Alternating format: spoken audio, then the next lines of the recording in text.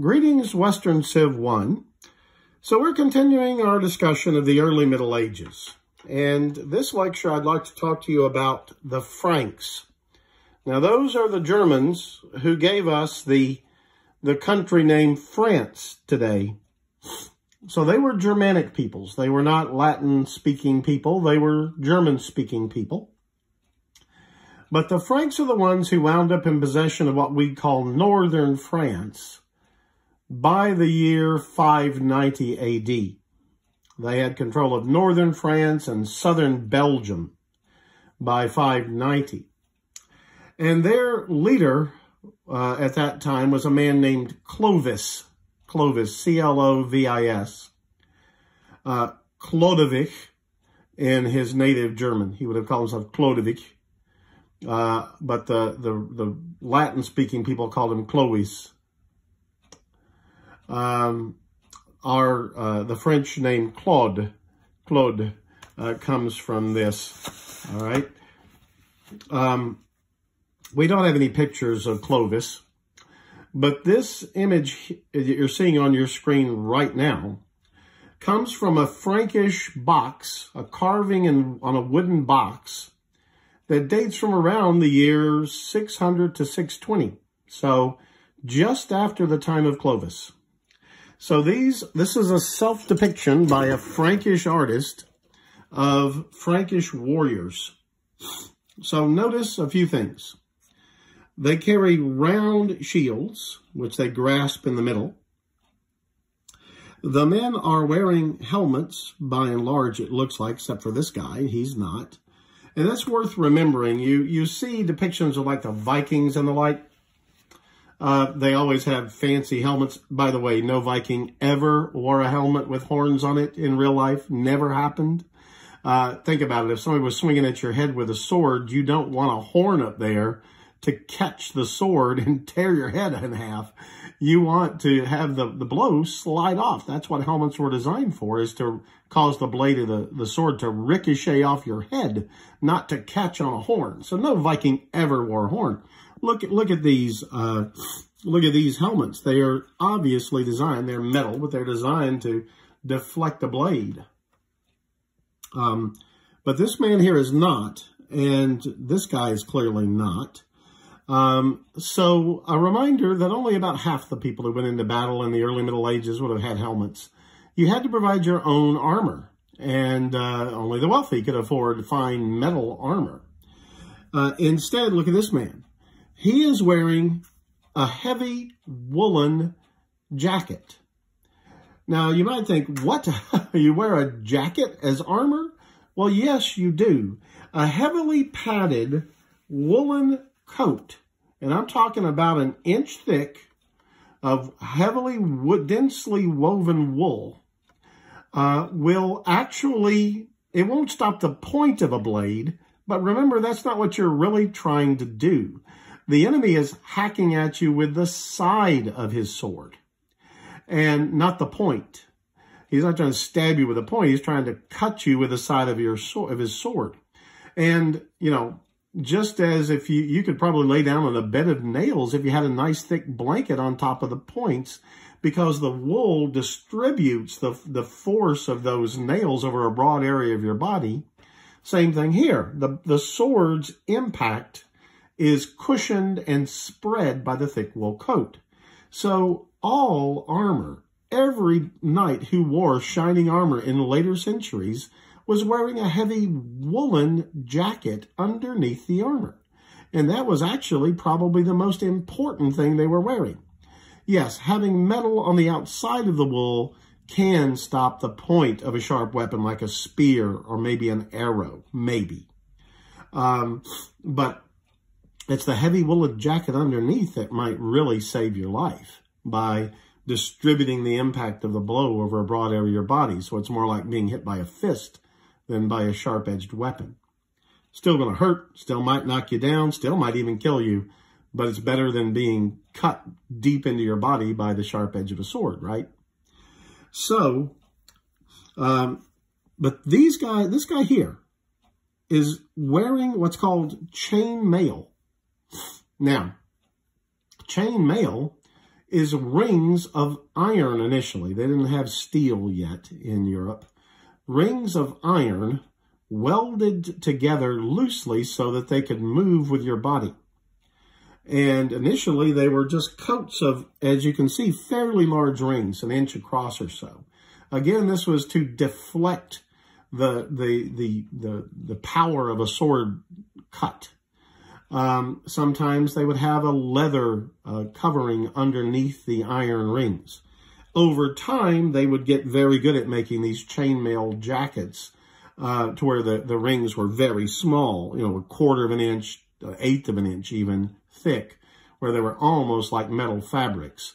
But in this early period, there's still fairly large rings that they're making their chainmail out of. But some of those Frankish warriors are pretty well protected with their shields. Now here you see people shooting arrows at them, using his shield to block the arrows. They're carrying spears. This man has a rather longish sword. But this is the kind of depictions we have from around the time of Clovis. We don't have any portraiture.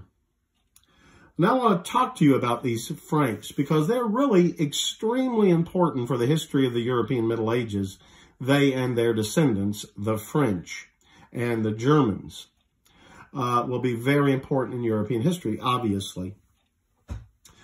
The Franks were unique among German barbarians who came into the Roman Empire. All of the other Germans who invaded the Roman Empire were already Christians before they entered the Roman Empire. They had been converted by missionaries before entering the Roman Empire. But you'll remember when I talked to you about Arius and the Council of Nicaea in 325?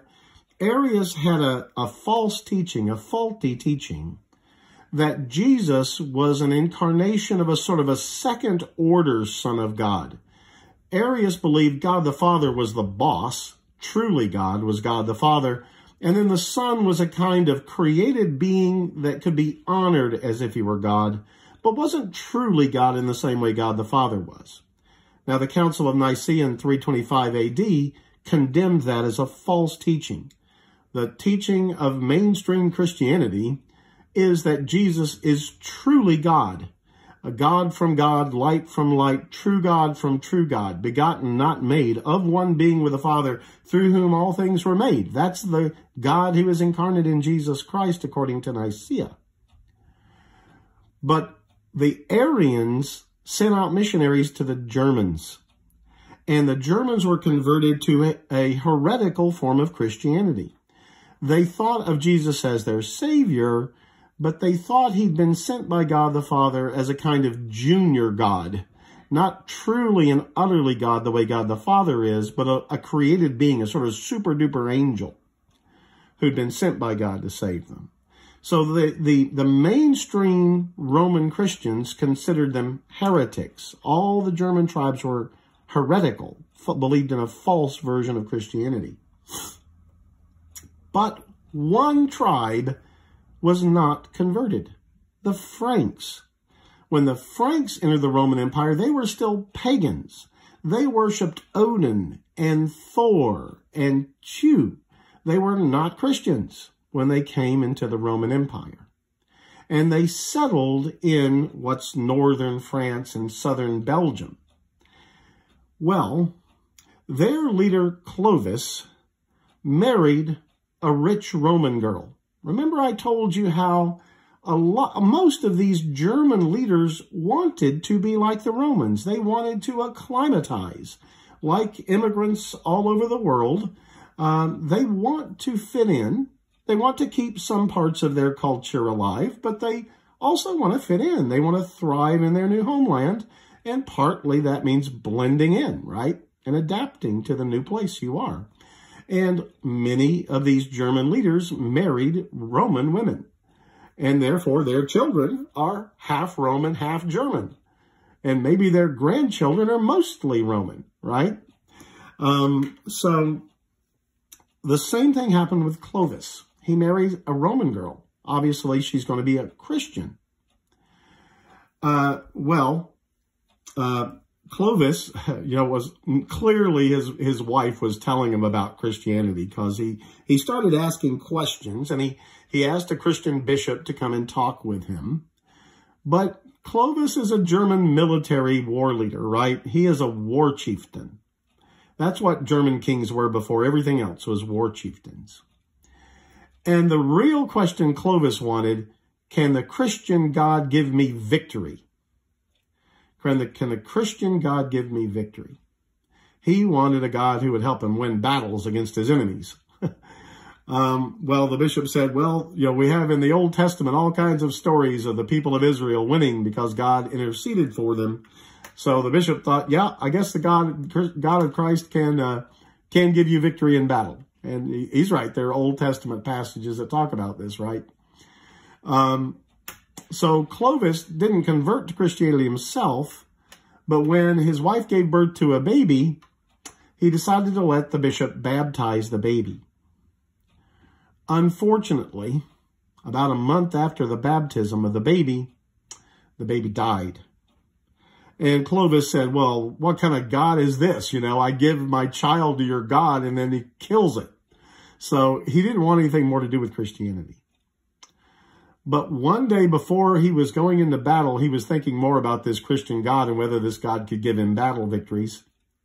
And he said to this God, if you give me victory, I will become a Christian. And Clovis won the battle. Now, this to you and me sounds like a pretty paltry reason to become a Christian, I'm sure. But Clovis kept his word. He got baptized, and he had most of the rest of his court baptized the same day. You find this a lot in the early Middle Ages. A leader will become a Christian, and then everybody around him is baptized the same day. Now, you got to figure their catechism was not very good. They probably had the faintest idea what Christianity was. And this is one of the reasons why early medieval Christianity will have some customs come into it that, maybe not the kind of thing Roman Christians had normally done. You'll get a kind of blending of certain elements of traditional German culture, we might say pagan culture, with Christianity.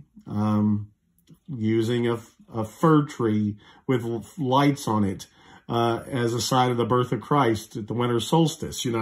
These kind of things come in the early Middle Ages from this period when people became Christians, but they didn't necessarily understand Christianity terribly well. And in the meantime, they kept some of their old ways of doing things, and they got blended in. But anyway, Clovis became a Christian, and his leaders did. But here's the crucial difference. Clovis became a Catholic Christian, a mainstream Roman Christian, not an Arian heretical Christian. All the other German tribes were Arians, were heretics in the eyes of the Bishop of Rome. But Clovis was a proper Christian who was in communion with the Pope in Rome. And the Franks were fierce warriors.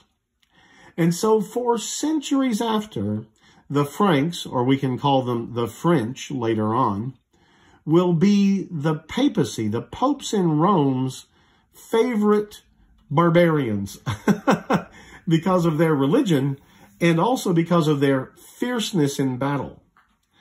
While the popes were no doubt very interested in the kingdom of heaven, they also lived in a dangerous world where it helped to have big, tough fighting men on your side. And frequently, the kings of the Franks and then the French will be allies of the popes in worldly contests. So much so that the kings of the French will come to be called their most Catholic majesties long ago because of their close relationship to the popes in Rome. So the Franks are going to be crucial players as they become by far the most powerful German kingdom. And as the Roman Empire in the West fades further in the background, the Franks are going to be the ones who shape the destiny of Western Europe. More of that in the next lecture. Thank you.